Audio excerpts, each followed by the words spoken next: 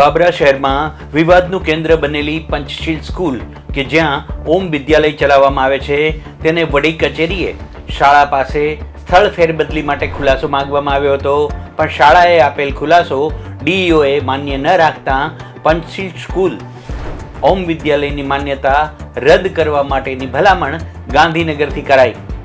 આ ઉપરાંત શાળા દ્વારા બાબરા અને આજુબાજુના ગામોમાં પંચશીલ સ્કૂલના નામે મારેલા તમામ બોર્ડ હટાવી દેવાની સૂચના પણ શાળાને અપાઈ હતી। હવે જોવાનું એ રહે છે કે આટલા વર્ષોથી બાબરા શહેરમાં આ શાળા સ્થળ ફેરફાર કર્યા વિના ચાલતી હતી તો અધિકારીઓને ખબર કેમ ન પડી, અને જો ખબર હોય તો પગલાં કેમ ના લેવાયા। આ ઉપરાંત આ શાળાને ધોરણ 10 અને 12ના પરીક્ષા કેન્દ્ર ફાળવવામાં કેમ નથી આવતા તે પણ તલસ્પર્શી તપાસનો વિષય છે। હોમ સ્કૂલની હાલની મંજૂરી કાંકરિયાચોરા વિસ્તાર બાબરાની છે। સ્કૂલ સ્થળ ફેરફારની અરજી એને 2021માં કરેલી છે।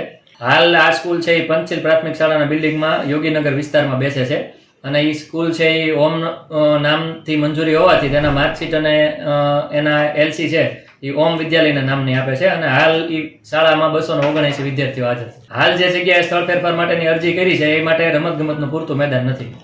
હાલ શાળાની માન્યતા રદ કરવા માટેની નોટિસ આપેલ છે, અને એનો ખુલાસો ગ્રાહ્ય ન રાખી અને બોર્ડને માન્યતા રદ કરવા માટેની ભલામણ કરેલ છે।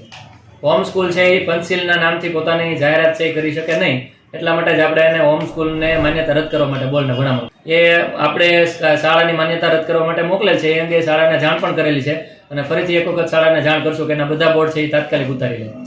Appu Joshi, Babra, Amreli, news for India.